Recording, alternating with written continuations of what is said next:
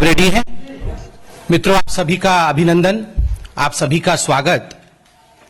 और जब मैं अब अभिनंदन कर रहा हूं आप सभी का, तो याद आता है वो एपिसोड 2019 के फरवरी महीने में, जब विंग कमांडर अभिनंदन उन्होंने अपने शौर्य से किस प्रकार हिंदुस्तान के संप्रभुता की रक्षा की थी और किस प्रकार अभिनंदन जी ने पाकिस्तान को मजा चखाया था और किस प्रकार अभिनंदन जी हिंदुस्तान वापस आए थे। एक हीरोइक वेलकम उनका हुआ था। उससे पहले सर्जिकल स्ट्राइक, एयर स्ट्राइक इत्यादि उन सब विषयों को लेकर कल पाकिस्तान के नेशनल असेंबली का एक महत्वपूर्ण वीडियो पूरे विश्व के सामने आया है। उसी वीडियो को लेकर भारतीय जनता पार्टी के यशस्वी राष्ट्रीय अध्यक्ष माननीय जगत प्रकाश नड्डा जी ने आज एक ट्वीट किया है। वैसे तो आप सभी ने उस ट्वीट को देखा भी है और अपने अपने चैनलों में चलाया भी है, मगर मैं फिर भी एक बार दोबारा उस ट्वीट को पढ़ता हूं। कांग्रेस के शहजादे को भारत की किसी भी चीज पर विश्वास नहीं है, चाहे वह सेना हो, सरकार हो या यहां के लोग हों। वे अपने सबसे भरोसेमंद देश पाकिस्तान की ही सुन ले। उम्मीद है अब उनकी आंखें खुलेंगी। नड्डा जी ने पहले भी चीन को लेकर जिस प्रकार राहुल गांधी जी ने भारत पर, भारत के शौर्य पर, भारत की सरकार पर और भारत के सेना पर सवालिया निशान लगाया था, उसको भी लेकर ट्वीट किया था और सवाल पूछे थे। आज पुनः उन्होंने राहुल जी से सवाल पूछा है। मित्रों, आपने देखा है कल सरदार अयाज सादिक, जो कि पाकिस्तान के लीडर ऑफ ऑपोजिशन है, पाकिस्तान मुस्लिम लीग एन के लीडर हैं और नेशनल असेंबली में भाषण देते हुए, कोई साधारण प्लेटफॉर्म नहीं था, पाकिस्तान का सबसे हाईएस्ट प्लेटफॉर्म था नेशनल असेंबली में, भाषण देते हुए जो शब्द उन्होंने कहे वो पूरे विश्व के लिए एक संदेश भेजता है, पूरे विश्व के लिए एक मैसेज है। वो कहते हैं कि जब पार्लियामेंट्री कमेटी की मीटिंग हुई फरवरी 2019 में अभिनंदन जी के रिहाई को लेकर, उस मीटिंग में इमरान खान जी डर के आए ही नहीं, पाकिस्तान के राष्ट्राध्यक्ष डर के उस मीटिंग में नहीं आए, और जो चीफ ऑफ आर्मी स्टाफ हैं, जो उनके आर्मी, पाकिस्तान के चीफ ऑफ आर्मी स्टाफ है कमर बाजवा, उनके पांव कांप रहे थे और उनके माथे पर पसीने थे, पांव कांप रहे थे और माथे पर पसीने थे।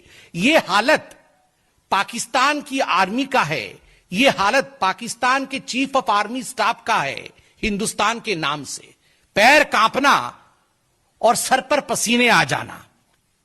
और तो और उसी मीटिंग में अयाज सादिक कहते हैं कि हमें शाह महमूद कुरैशी, जो फॉरेन मिनिस्टर हैं, जो विदेश मंत्री हैं, उन्होंने डर के हमें इंफॉर्म किया कि जल्दी से अभिनंदन जी को रिहा कर दो, खुदा का वास्ता है, मैं कोट कर रहा हूं, खुदा का वास्ता है, अब इन्हें जाने दो, क्योंकि 9 बजे हिंदुस्तान अटैक करने वाला है। खुदा का वास्ता है, क्योंकि 9 बजे हिंदुस्तान अटैक करने वाला है। आप देखिए मोदी जी के नेतृत्व में किस प्रकार हिंदुस्तान के सेना की, भारत के शौर्य का किस प्रकार वहां पाकिस्तान में खौफ है, डर है। आज 2-3 विषय उठते हैं। पहला विषय उठता है कि हिंदुस्तान के आम जनता को, हिंदुस्तान के निवासियों को कभी शक नहीं था कि India is the best. As far as Indian army is concern, we are the bravest army in the world. As far as Indian leadership is concern, as far as Modi ji as our prime minister is concern, we have clarity and we have decisiveness. Modi ji के अंदर एक clarity है, एक vision है, दूरदर्शिता है, और भारत को आगे कैसे बढ़ाना है, आतंकवाद को कैसे रोकना है, पाकिस्तान से कैसे निपटना है, विस्तारवादी शक्तियों से किस प्रकार से पेश आना है, इन सब विषयों को लेकर मोदी जी में एक क्लैरिटी है, एक दूरदर्शिता है। वहीं भारत में दुख का विषय है कि एक ऐसा विपक्ष है और एक ऐसा नेता है जिसे आदरणीय नड्डा जी ने शहजादे के नाम से पुकारा है। एक ऐसा शहजादा है जो कभी कभी हिंदुस्तान का शहजादा कम और पाकिस्तान का शहजादा ज्यादा नजर आता है। और मैं ये मजाक में नहीं कह रहा, वो पाकिस्तान का शहजादा ज्यादा क्यों नजर आता है उसके पीछे भी तथ्य हैं। सर्जिकल स्ट्राइक हिंदुस्तान करता है, पाकिस्तान के छक्के छूट जाते हैं और शहजादा जो है वो सवालिया निशान हिंदुस्तान की आर्मी के ऊपर, हिंदुस्तान के आर्मी के प्रेस कॉन्फ्रेंस के ऊपर लगाता है। और जो फ्रेज शहजादा इस्तेमाल करता है वो फ्रेज, वो मुहावरा है खून की दलाली। मतलब सर्जिकल स्ट्राइक खून की दलाली थी, शर्मनाक है। एयर स्ट्राइक होता है, एयर स्ट्राइक के बाद शहजादे कहते हैं कुछ नहीं हुआ है, मोदी जी ने कुछ नहीं किया है। सेना के ऊपर शहजादे के लोग इस प्रकार की टिप्पणी करते हैं सेना के अध्यक्ष के ऊपर कि ये सड़क के गुंडे हैं। एक तरफ हमारे सेना के अध्यक्ष को देखिए, हमारे सीडीएस को देखिए, उनके शौर्य को देखिए। उन्होंने बार बार कहा है कि हिंदुस्तान हर फ्रंट में जवाब देने के लिए तैयार है और हमेशा हम मुंह तोड़ जवाब दे सकते हैं और दिया भी है। और दूसरी तरफ उनके chief of army staff, Pakistan के चीफ ऑफ आर्मी स्टाफ को देखिए, पैर कांप रहे हैं, पसीने छूट रहे हैं। राहुल जी, आप पैर कांपने वालों के साथ क्यों हैं? पसीने छूटने वालों के साथ क्यों हैं? आप उनके साथ क्यों नहीं हैं जिनके पांव जमे हुए हैं, जिनका पसीना निकलता नहीं, जो पसीना छुटवाते हैं? आप वैसे हिंदुस्तान की आर्मी के साथ क्यों नहीं है?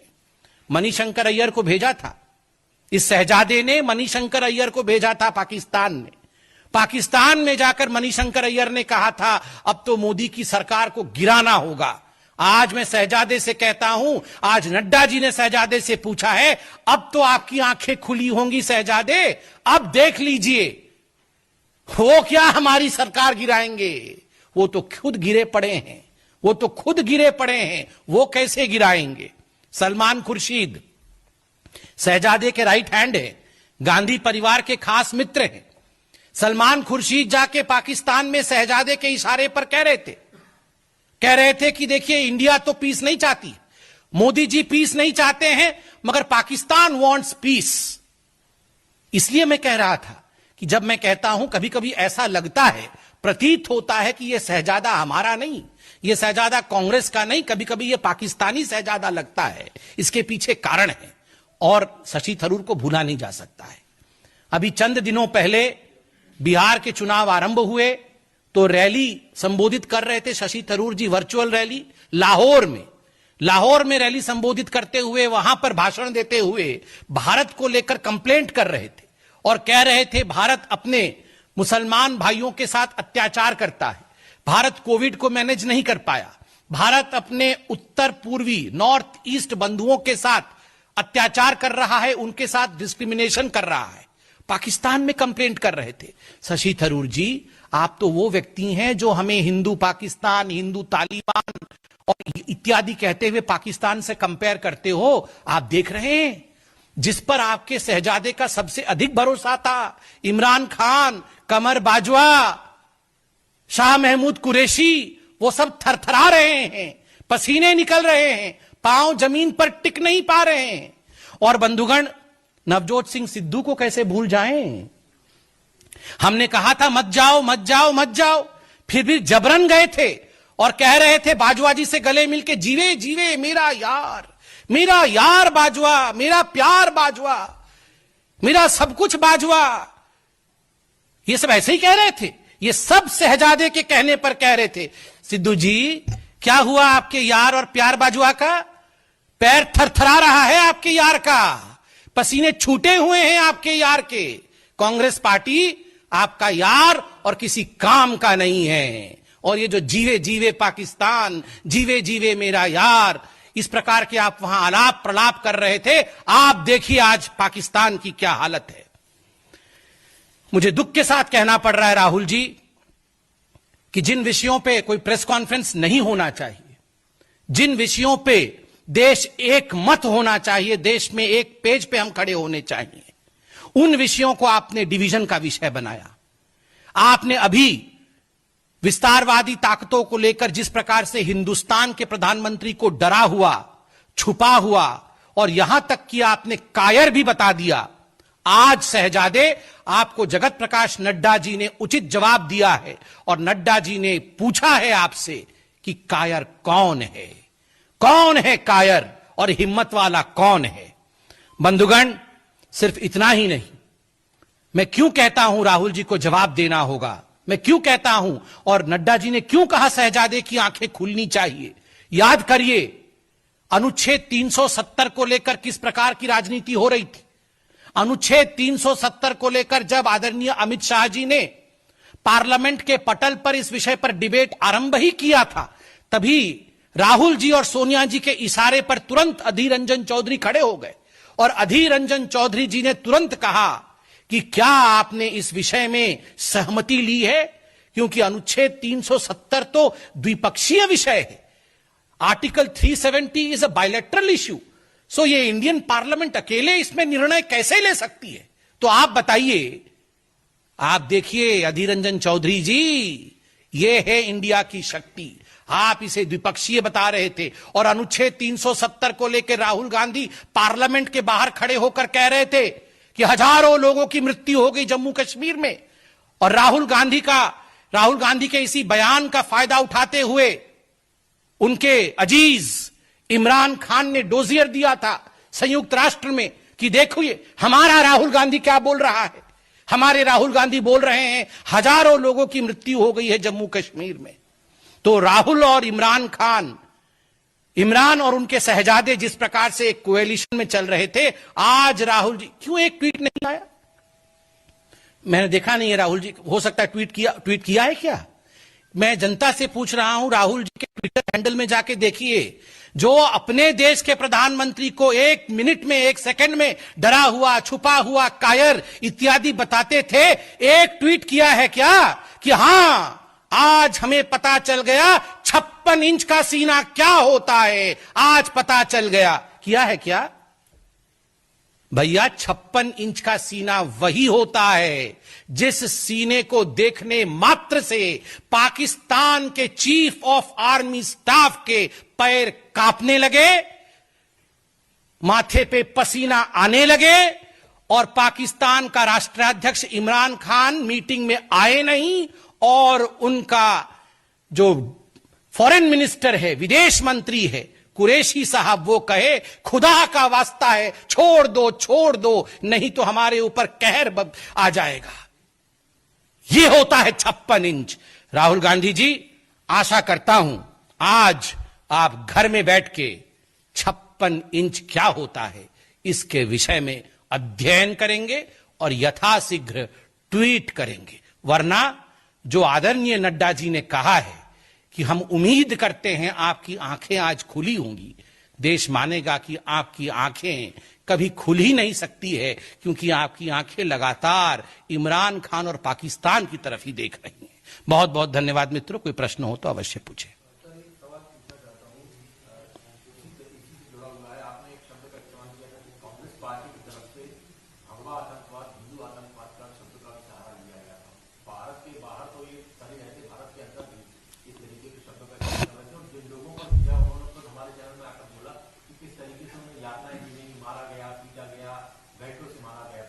किस तरीके से देखते हैं पूरे विषय को, जब साध्वी प्रज्ञा ठाकुर को जबरन हटाया गया और उनको प्रताड़ित किया गया? देखिए, जहां तक हिंदुओं के ऊपर अत्याचार और हिंदुओं का विरोध करने का विषय है, इसमें कोई दो मत नहीं है कि कांग्रेस पार्टी ने 70 वर्षों में जिस प्रकार सेक्युलरिज्म के पीछे छुपते हुए तुष्टीकरण की राजनीति को आगे बढ़ाया है, उसी का नतीजा आज कांग्रेस पार्टी भुगत रही है।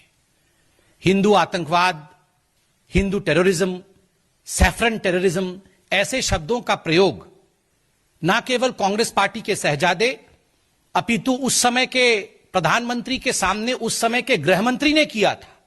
तो कहीं ना कहीं इन शब्दों को मेन स्ट्रीम करके हिंदुओं को आतंकित करने का प्रयास किया जा रहा था कांग्रेस पार्टी द्वारा, हिंदुओं को बदनाम करने का प्रयास किया जा रहा था। किंतु आज पूरा विश्व जानता है कांग्रेस पार्टी की सच्चाई को। धन्यवाद।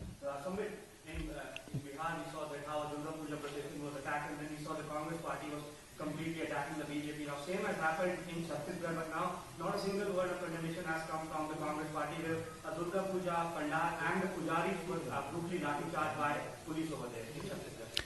See, as far as Congress party is concerned, selectivism is the key word.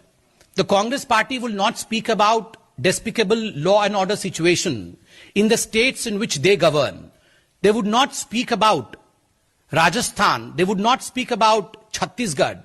They would not speak about Punjab. But in fact, they would carry out all kind of photo opportunity in other states in which we have other governments so that they can malign other governments. Ironically, it is this selectivism which has taken down the Congress party. And of course, as far as attack on Durga Puja in Chhattisgarh is concerned, it is quite condemning. We condemn the incident and an investigation should be put into it.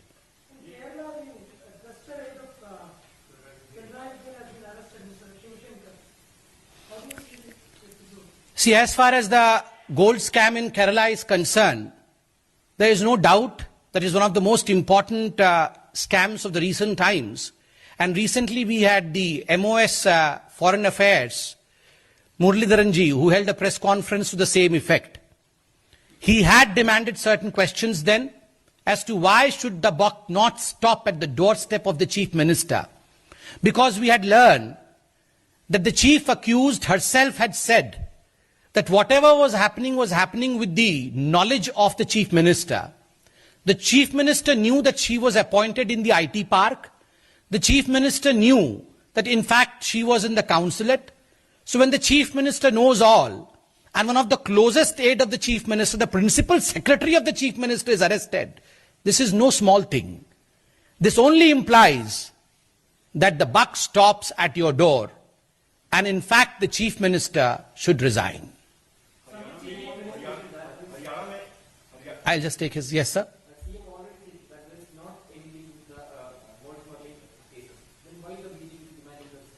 So of course anyone who is a wrongdoer never says that I am the one who has committed the crime. Investigation is on, NIA is looking after it. It is not just gold scam. Money funding, terrorism, etc. is also linked with it. That's what the NIA has said. It has serious ramifications and we have to wait for the report. But since the principal secretary is also arrested now, it's not a small affair anymore.